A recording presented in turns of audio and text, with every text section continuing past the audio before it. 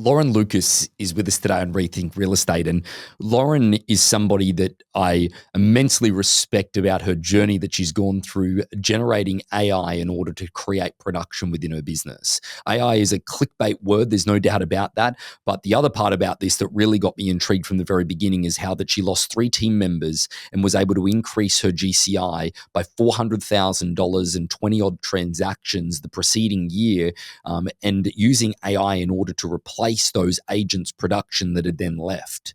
Some really practical ideas, but the benefit to all of this conversation is that Lauren's not only a really good agent that is using these systems, she will help you implement. And that's part of this process, is that there is no way, shape or form that she is a technologist in any way, shape or form. Like, she is just YouTubing stuff, as she points out, and learning as she goes, but has been able to already implement it into the real estate space and now is progressing within that side of her business in order to help others, whilst her real estate business still generates more income, and while she's not even there. I think it's going to be a very intriguing conversation for you. Hope it helps.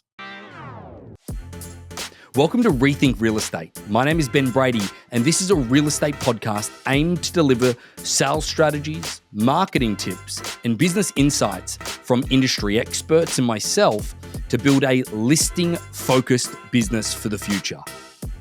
Let's get into it. Lauren, welcome to Rethink Real Estate. Thank you for having me.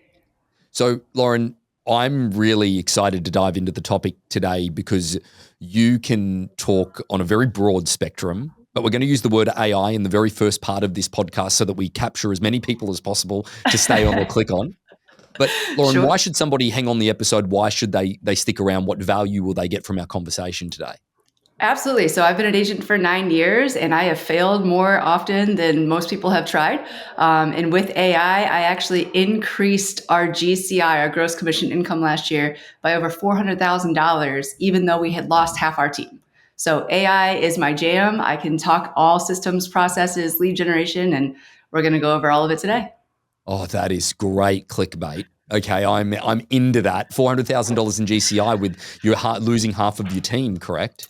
Correct. Yeah, we went from 7 to 3 almost overnight at the end of quarter 3, beginning of quarter 4 in 2023. So 2024, we had 3 agents and had the best year we've ever had, ever, in a down market with low inventory. Yeah. Yeah, that is interesting. You were getting there is the fact that 2024, it's wonderful to see the cyclical nature of people riding the wave that is real estate. You can very quickly understand of whether or not they're meant to be in it or they're not, in the sense that, those agents that are consistently doing X business over every single year, regardless of the marketplace, and maybe have a few little bit better years when the market's a touch better, getting some more easy wins, so to speak.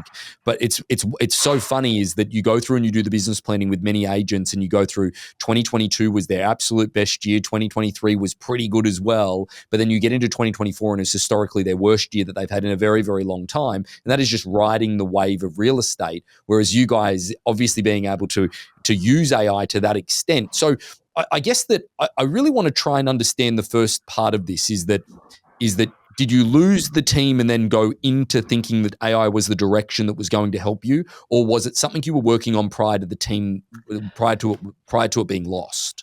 100%. So when ChatGPT came out in November of 2022, all of us started using it very vaguely, asking it questions like we do for Google. That's not how you use AI. I was one of the rainmakers of KW, that's how we call the team lead, who didn't have time for another shiny object, was super skeptical that it was just a buzzword that was being thrown around and wasn't going to change my life. And so I kicked the can down the road as long as I could. And as soon as we lost 4 team members, we went from 7 to 3, 2 went off to be their solo agent, which is bittersweet for a rainmaker to say, okay, I taught you enough, you feel comfortable and confident to go do this on your own. But it still sucks. One was a part-time agent who we said, call a spade, it's not working out. And the other just got out of the industry altogether because it was too hard. So it wasn't that we deleted people from our team because of AI. People left our team and AI was my savior in still having a successful business, keeping up the numbers, the revenue, the units, et cetera, and actually surpassing those numbers once I really dove in and got good at it. Well, again, you're out of Columbus, Ohio, and forgive me for just again, people, we have plenty of comments saying that I'm a snob, which fine, whatever, is that we're from Newport Beach. So again, the one sale here would probably be 5 sales there. Oh, 100%. Yeah, $400,000 in GCI is how many transactions? About 20, 25. Wow. So we Okay. went from, it's hard for me to calculate only because our average price point is about $345,000. So Okay. much lower than Newport Beach. However, part of the transactions that we did last year, 8 of them we bought ourselves as investors. So we only took $1 in commission. So if we would have had those 8 full commissions, we would have had even bigger numbers than 400,000 in increase. Yeah. Wow. So so let's turn into the practicalities for a minute. What did your team look like from an administration and an operational perspective? Okay, prior to everyone leaving, what was the, for lack of better terminology, the un-AI'd team? Yeah, absolutely. So it was myself and my partner. We had a full-time agent who he had been with us, I think, for 3 years. Another full-time agent who had been with us for a 2. So I mean, we had 3 full-time agents, 2 part-time agents, my partner and I, and then we Mhm. had a transaction coordinator. That was Okay. it. So our transaction coordinator did everything contract to close. We are not specific with our agents in being a buyer's agent or a seller's agent. They are able to do whichever they prefer, or whichever their client is doing at the time. But at the grand scheme of things, I mean, we were a normal looking team with one admin who did the contract to close, and that was it. Yeah, okay, right. And then so the adaptation of what's happened then isn't really fundamentally, you haven't used it just from a operational standpoint, from, because like the natural progression in my own head looks like AI is going to be used most in the transaction portion of the business. Okay. I'm sure that you've adapted it to that portion of it as well, but can you give us some practical examples of how it's replaced and how it's actually increased the business? For sure. So, yes, internally, we've automated a lot of the back and forth communications between our agent going under contract, having to let me know, having to let the transaction coordinator know, et cetera, et cetera. Now they fill out one form and AI knows who needs what. So the agent has 30 seconds and they're moving on. As far as the increase in business, though, what it allowed us to do is change our messaging to our ideal client, which attracted more people into our ecosystem. We were running at about 85% referral base for the previous 5 years. So, in automating the lead generation and utilizing AI, we broke into an entire new division of lead generation with Okay. the strangers who didn't know us from the internet. And so what that happened is it took what we had already been doing and accelerated, doubled down on what was working, but also opened up new opportunities that we otherwise hadn't been tapping into. Right. It's a really daunting part of the industry, is, well, sorry, it's a daunting thing in any industry in order to adapt and to change, especially when there is something that is moving as quickly as what I feel it was when probably you were implementing. I feel like it's slowed down a tiny bit at this point. Like it's gotten to a point now, we're recording this towards the end of August. So it feels like it's gotten to a point where, last week there was $1 trillion that was written down from the S&P 500 from a great deal of the AI companies, because MIT put out an article stipulating that, nobody was getting any value from their investment into AI within the practicality of their workspace, which I don't believe. And what gives MIT and probably undergrads that ultimately did the survey any influence over the vast majority of people that are looking at it? But then there was also, Sam Altman came out and said that he thinks it is an overhyped space, yet he's still going out and getting the $500 billion valuation and trying to sort of sell down employees' stock. I guess that there's a part of it that does feel like it's not a bubble that's popped. It's just the shine, or the reality of the implementation has sort of come off a tiny bit. It doesn't feel like it's moving as quickly. But that being all said, is that I guess that, where did you start? Like, I'm just really interested to get a real feel for, like, did you go to just ChatGPT, or did you go to where did you start, so that then people might be able to follow that pathway outside of obviously reaching out to you, which will make sure all of your information is in the show notes and everything along those lines. I'm just curious, where did you start to go, hey, this could be an option? Yeah, for sure. So to your point, real quick, I've followed all the trends of what AI is doing, and there was a huge drop off on June 7th, which tells me that majority of the users in the beginning of the first half of the year were college students, high school students, and once school got out, the usage dropped drastically. So Has that's one thing that I kind of have kept tabs on. But yeah, so the first place that I started was with ChatGPT, and there were two things that I was very interested in right off the bat. One, we had been working on a development project for quite some time, almost 3 years. And there was like 400 different pieces of documents of pro formas and spreadsheets and this and that. And so before we were losing the team, I started diving in there of what could this save me in terms of time, plugging in, holes that we didn't even realize that we're looking at with this development project. And so what I did is I dumped all that information in and I made ChatGPT become the expert. So then I could go out and ask it, if we were to get 200 acres versus 100 acres, what would the numbers change, and things like that. So that was kind of my fun project when I was just trying to figure out what it was able to do. When we started to lose the team, that's when I took all of our systems, our processes, and I literally just sat in my office and I took a microphone and I just kicked back and started talking. And it would type it out and I would just say, here's our problem. Here's what we're facing. How can I change it? How can I fix it? And it started to bring me ideas of, you could streamline this, you could automate that, you could probably delegate that, you could probably delete that. You really don't need it. And it was really kind of a business consultant, a business coach in letting me know where I could streamline our processes and make us more efficient as a team. And so if you do have standard operating procedures, plugging those into ChatGPT and having it fix anything that you're maybe not even realizing is a problem. Or if you don't have standard operating procedures, start with that. Tell it exactly what you do day to day. Because if you do anything more than 3 times, you should have an SOP, a standard operating procedure. That way, you've got a document you could either hand off to an assistant or give right back to AI and say, congratulations, here's your new job description. This is what you're going to be doing for my business. And AI can actually take a lot of that off of your plate. Do you think that the best way to do that, because again, let's face it, real estate agents just as well as I do. They are an organizational shit show 90% of the time. Let's be honest. And again, that's a nice way of me putting it, or that is a bad way of me putting it, for lack of better terminology. Forgive me. But that being said, is that, there's a part of this process where you said that, again, I'm not the type of person that sits down and types something out. My job, my role would be to sit in front of a microphone, like you said, and probably talk to it. But do you think it's better to break down each individual thing? So, for example, this is what happens when I take a listing. This is the process that I go through, and talk to ChatGPT in that way. And then go into, once there is a contract, do this. Once there is a feedback, do that. Do you think that it's probably good to isolate them and then tackle it that way?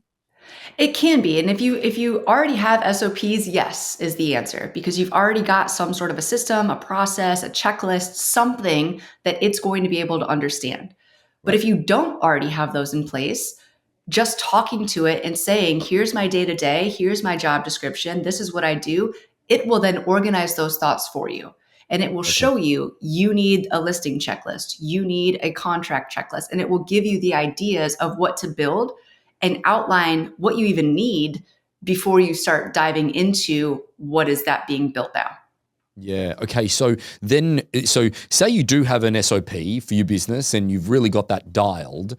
Taking it to the next level. Obviously, there was one thing that I'm resisting going to, because I don't want to jump around too much. Is that you mentioned that you had AI help you through the factors of the lead generation that it can create throughout the people that really don't know who you are, and the names and numbers of people that you gathered probably at open houses or whatever it looks like, and trying to find the leads in that. Let's get to the prospecting element of that shortly. But just on an operational perspective, if I do have that all dialed in at the moment, what is the most practical way to then take my analog system of do this, do that, then do this, and then get AI to sort of be part of that process and see what it's capable of?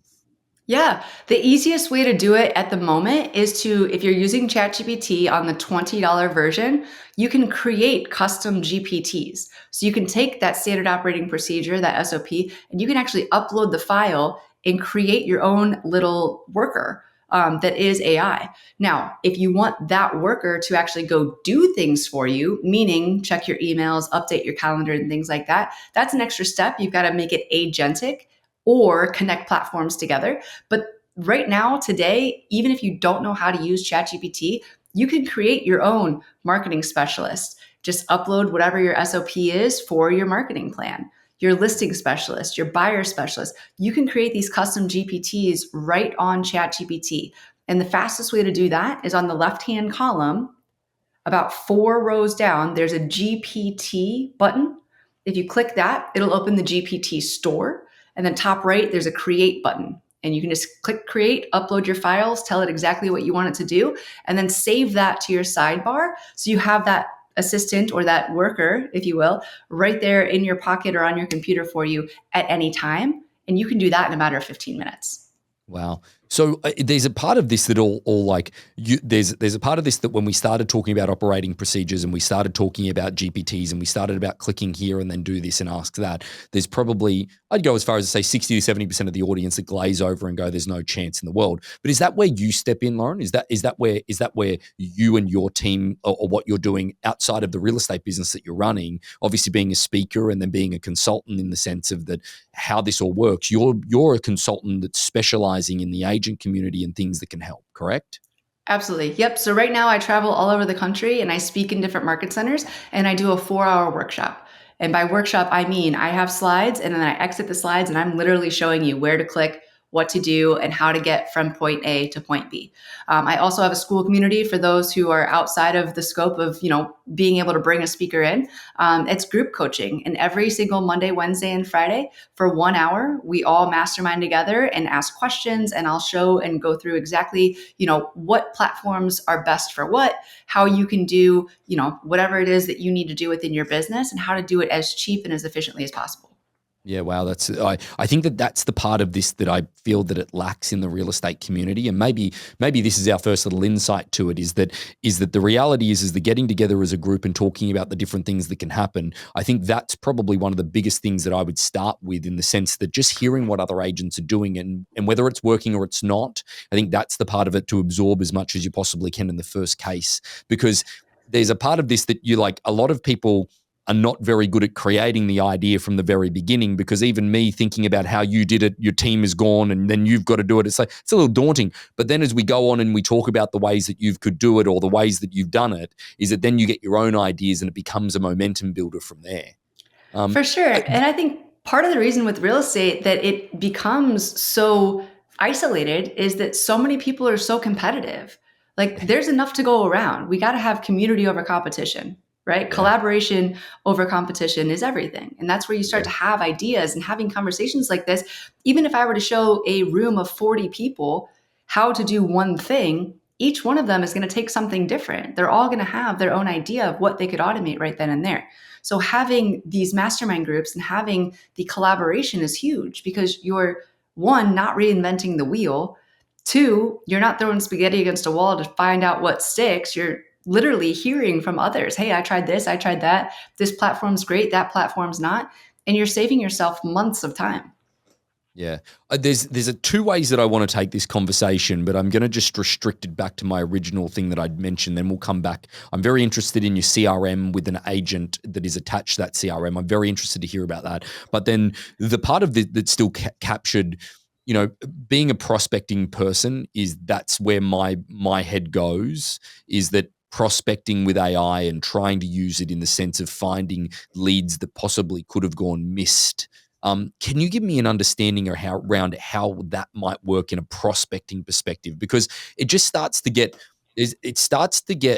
a lot of people look at AI as more like a data driven, that if I can feed the data in, then maybe it might tell me where some missed leads are or some opportunities that other people haven't seen are. And I can see that, but you need, trust me, from a real estate brokerage perspective, that we have, over 40 offices on the West Coast, having the data sets that we have in the marketplaces that we have them is an unbelievable project in its own right, let alone then feeding it into the AI, keeping it up to date and trying to find the trends that ultimately exist within a market to then feed out possible leads. You're better off just picking up the phone and just starting to call. But like I'm really interested to see your take on where prospecting can be, well, what AI can be used from a prospecting perspective and where it could be the biggest net gain in a lead perspective. For sure. And if it's okay with you, I'm going to talk directly to the agent here, not the Yeah, broker or the team leader who worries about all absolutely. that back end data.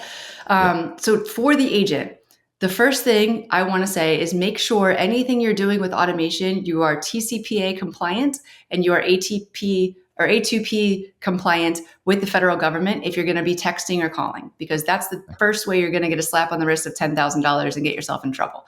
Yeah, fair. With that being said, Twilio is the system that we use for the phone number. They make it very simple. You confirm that your EIN number, you confirm you're a legitimate business in your website, and within 2 to 5 days, you get the thumbs up as long as you have everything, your ducks in a row. That's first. Second, the easiest way to get the leads who are, I call it our database purgatory, they're all just sitting there, nothing's happening with them, is what we call a database reactivation campaign. So once we have the automation set up, we're asking them, what are your goals for the year? Is anyone, bringing you up to speed on what's happening in the market? Whether that's the settlement that happened last year, whether that's the interest rates, whether they want a market data of what's happening in their own, city or school district, or even their own neighborhood. So self-identifying very broadly, what is it that you need right now, if anything? And if you don't need anything, do you know anyone who may? Mm. So doing a database reactivation campaign and not saying specifically, do you want a CMA or do you have any referrals, but more of a, hey, we're here to help. What can we do for you? Has a much more informal, less pressure. They're doing it in the comfort of their own home, whether they reply or not. So database reactivation is huge. Second, understanding who your ideal client is. Because if we're working with everybody, we're really not talking or working with anybody in particular, right? So if we're Yeah. mass messaging on Facebook, LinkedIn, Instagram, TikTok, wherever we are, if we're trying to capture everybody, no one is going to be on the other side of the phone and being like, wow, she's talking to me. I need to reach out to her. So we have to figure out who our ideal client is. Is that first time home buyers?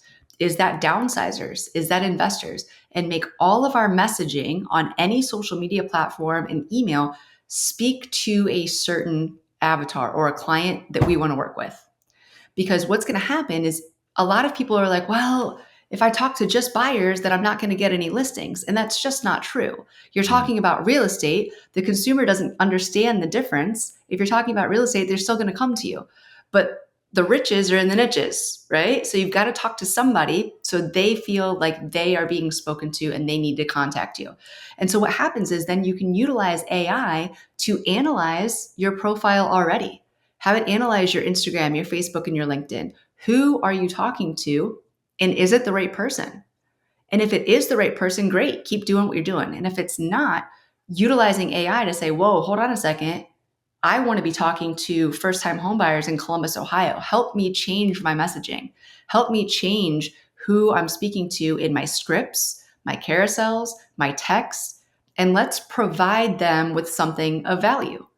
And so the second thing after we identify who our ideal client is creating something of value that they're going to raise their hand and say, hey, I want that. Right. And in my experience, that could be webinars or seminars. That could be, 7 mistakes to avoid when buying your first home, 5 red flags in an inspection. It's something that is the solution to their pain point. So we use AI to not only analyze who our ideal client is, but figure out what keeps them up at night. What is Yep. stopping them from making the next move? And we create this value add speaking directly to them and solving those problems. And then Right. the third thing is once we create the social media, we can put AI bots behind it. So, for example, if my ideal client is a first time home buyer in Columbus, I might make something that says 7 mistakes to avoid when buying your first home, even if you're already searching Zillow or before you start searching Zillow. Because then my consumer is going to be like, oh my God, I'm on Zillow already. What do I not know? And they're going to come to me. And now I have a hot body who's already raised their hand and shown interest in what I have to offer instead of me having to cold call, door knock, cold email, and spin my wheels getting rejected and ghosted. So now we're attracting our ideal client into our ecosystem. And then the fourth thing is setting up the bots to do all the delivery for us so we're not stuck in our DMs. So those are some of the automations, database reactivation, lead generation, inviting our ideal client into our ecosystem, and then having bots deploy those things of value for them. Yep. So when you say bot, what do you mean by bot? Is that something at the back end of ChatGPT? Is it something else from a service perspective? And obviously, you would help agents set this up. But a bot is somebody 100%. that continues the conversation. Is that right? Correct. So we have two different versions of bots. One, the OpenAI Playground has what's called an API key. So you can integrate your API key for ChatGPT directly into a majority of CRMs. My CRM, Go High Level, Salesforce, Follow Up Boss, a lot of them do have open source, but there Yep. are others that don't, right? There are still ways more complex with webhooks and things you can get those in, but let's just stay pretty simple here. So with my CRM, I have my OpenAI Playground API key connected, integrated directly with my CRM, which Right. allows the bots to have a role, have a task, have a goal, and have those conversations to get someone to book on my calendar. That's Right. bot number one. Bot number two is for the social media platforms. So we use a platform called ManyChat, ManyChat. There's a free version and there's a paid version. Paid version is $15 a month. So for us, it's worth us having the pro, updates and things like that for $15. And so what that does is you connect your social media account. Meta's restrictions with automation, it does have to be a professional or a business account. Yep. That's the only stipulation.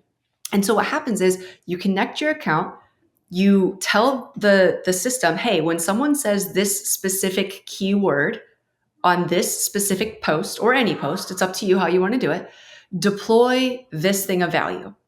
And so if I had made my 7 things to avoid when buying your first home, I just put that into a Google document, put the link in there, and that is what the bot is deploying. So if you were to comment on my post, buyer, or whatever I say is the trigger word, the bot will then respond and say, hey, check your DMs, while also DMing you the link to whatever it is that I'm giving you free of charge as a value add.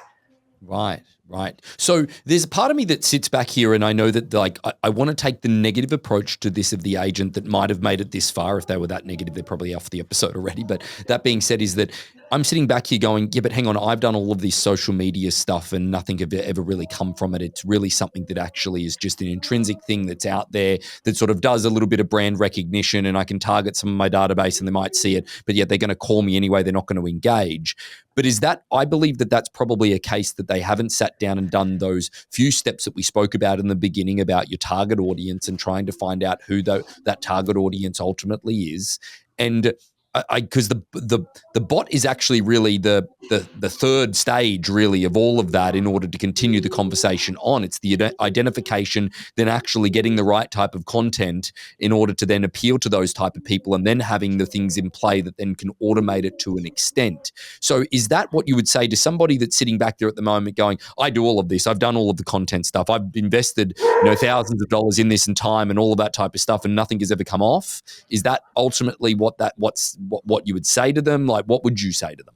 100%. This is how confident I am. If you take 30 days, you post at least 5 times a week, you take the AI specific to your avatar, solving their pain points. If after 30 days of posting 5 times a week and you've put in that work and you still haven't gotten one lead, call me and I'll give you a free hour of one-on-one, you and I together, to get it working. That's good. That's That's how great. confident I am. That's awesome. Well, again, I find that the prospecting side from a social media that really does make sense to the audience and the capture and all of that type of stuff. Is there any other avenue that we can think of? Because you did mention the CRM that I want to sort of jump over into now. So again, if we look at the fundamental philosophy that I have when it comes to a database and drawing into your CRM, is that I ultimately believe that you need to become a data or a names and number hoarder okay, from the people that you meet out there, because I think data is so difficult to get, certainly when it comes to stuff that is accurate, so to speak. So if you're at an open house and people are giving you names and numbers, or you're asking for them and getting it down, and then you're following up and then you verify that they are who they say they are, is then being able to put that into your database as, say, again, a D lead, and that D lead progresses to a C lead, which is somebody that knows who you are and what you do, okay, and then a B lead is somebody that is actively engaging you with you about real estate. An A lead might be somebody that's referred you a deal, blah, blah, blah, blah, okay, and so on and so forth to an A plus. I guess that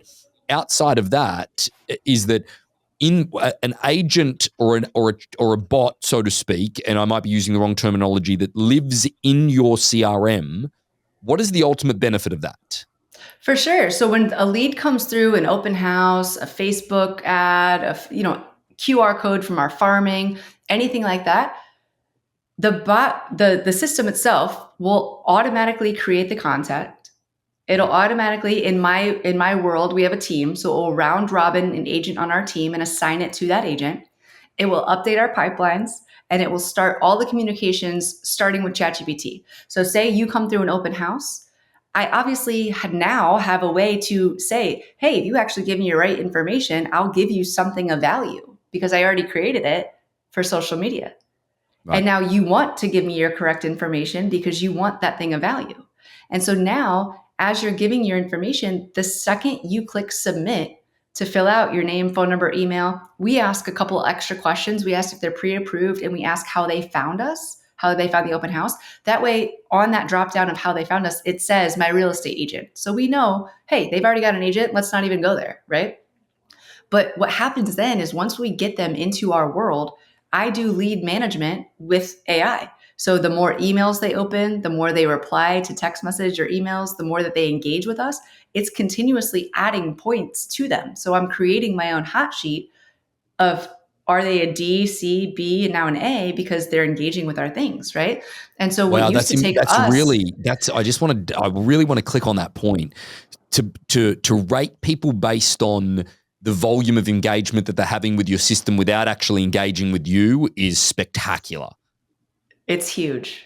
And that's the thing, Yeah. is like, it again, it's without pressure. They don't feel like we're coming at them or we're putting their back against the corner. It's value, value, value, value. And then the system's saying opened, opened, replied, opened, opened. And it's adding points to get me to understand every time I get in my CRM, oh crap, over the last 5 days, Joe Smith has opened every single email, replied to 2 of them, and clicked on whatever, so I can see who's really engaging. I'm actually working now within the CRM to connect the IDX, so I can see what houses they're clicking on and use AI to push if they're looking at, open concept kitchens, single family ranches. The AI will understand that and continue to push those types of properties their way as well. So there's a ton of different things you can do with AI if you understand how to do it. But the lead generation portion, if you have ChatGPT and ManyChat together, you can automate all of that, and that will be your first go-to. And then as you get more and more, leads coming through, you get better at AI. It's kind of like an onion, right? You're not going to bite into an onion. You're going to peel back the layers step by step until you get to the core. And when you get to the core, that's when you wake up and look up, and 75% of your business is automated, which is what we did. I think that there's a part of this that we were sort of discussing this at the beginning of the episode that I want to segue to, is that there's a great deal of stuff that you've made it pretty clear cut to me that you've gone through the experimental element of this in your own business, which then has given you the power in order to teach people and consult with people in that same atmosphere. Multiple different ways that they can get in touch with you. Again, I'll repeat that there's going to be all your information in the show notes, but I think that the part of this that really intrigues me is that people that are turning a blind eye to any of this stuff at the moment, like I constantly get comments, whether it be on the podcast, whether it be on a YouTube channel, whether it be anything in general. It's like, because we have a gentleman that's within our network, we call him Tech Tony, and he goes through and he's doing his own sort of we're following Tech Tony's journey of trying to implement what you've done into his own business. And like, he had a marketing company that he got rid of the marketing company and he built all of these other things. And Tony talks about all of the integrations and everything like that. And some of the stuff probably goes a great deal over people's head. But I think that it's just important to make sure that we continue to talk about it as a constant so that therefore we can absolutely understand it because, at the end of the day, it probably gets to a pain point for a lot of people where they're like, look, I just want to understand it a little bit more and then the resource is there.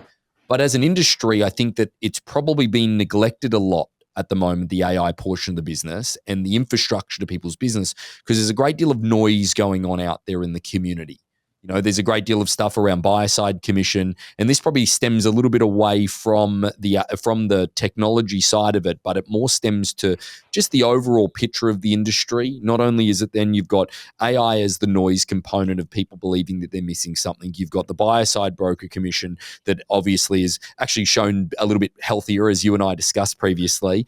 You've also got talk of, more litigation that might be coming down the pike. You've also then got a changing marketplace in most of the marketplaces that people are operating in as well. And let's face it, if people have been in the industry only 5 years, they're going to be in for a bit of a rude shock that no, not everything sells within the first, 3 minutes. Again, I've said this multiple times before. I had people complaining one time on the podcast that they now have to print flyers because everything would sell before the first open house. It's like, oh dear, oh my dear God. But Oh I no. think that there's a part of this that there's so many different noises in the industry at the moment. I'd love to get your take on things, just as somebody that's out there communicating with as many people as ultimately you do. They're probably a little punchy at first when their broker or when somebody's brought them in. Don't get me wrong; those that come to you in their own devices, so to speak, they're probably a little more open to the concept or a little more wanting to understand it. But those that where people get brought in or you get brought into an individual community, I'd assume that you got some pretty heavy, metaphorical punches coming your way to like, get out of my way. I don't want to hear about this stuff. I've got too much else going on. What's the general attitude at the moment? Yeah, so it's about 50-50. I have, experienced people who took a ChatGPT class once and they hear that I'm teaching AI and they'll sit in the back of the room and they'll be like, if I don't feel like this is worth my time in 5 minutes, I'm leaving. They're there for the full 4 hours every single time, Yeah. right? Because there's a lot of people out there who are like, oh, I know AI, and they teach how to prompt, period. They teach ChatGPT, period. That's great. That's a great place to start. But there are so many other free platforms and cheap platforms out there who can actually take like stuff off your plate. They're not just helping you write a better property description or write a better email, and that's what majority of people are using it for. Yeah. I would say another portion of people are, I'm brand new, I'm too old, I'm not techie, I can't do this, it's not for me. It absolutely is. If you can use Google, you can 100% use AI. The problem is you're probably using AI like you were using Google, so you're not getting anything good out of it, right? Input is equivalent to output. You have to know how to prompt it. You have to know exactly what it is that you're looking to do. And the easiest way for me to explain that in 30 seconds with us is if you were going to hire that position out, who would you hire? That's the role that you want ChatGPT to play. If you were to tell them the job that you wanted them to do for you, what are those tasks? Give it step by step. What's the goal? What's the context behind what it is you're asking for? Give us the format that you want. Is it an email? Is it Facebook? Is it a 30-day content calendar? You have to be specific. And then the biggest unlock is after every single time you tell it to do something, because we're commanding AI. We're not asking it, we're commanding it of what we want it to do. The biggest unlock is to allow it to ask you clarifying questions. Because if it doesn't have clarity on what you're asking it to do, it's going to anticipate and it's going to go out on the web and it's going to find a bunch of different information and bring back to you. But if you allow it to ask you clarifying questions one at a time, it'll ask you, you answer, it will analyze your answer, and your output's going to be 100 times better than you just asking it like you're asking Google. Yeah. It's funny you put it that way, is that don't use it like you're using Google. Google, you would typically ask a question and it would provide Right. an answer. Where AI, you would ask it to actually provide value in a situation when you'd never do that with Google.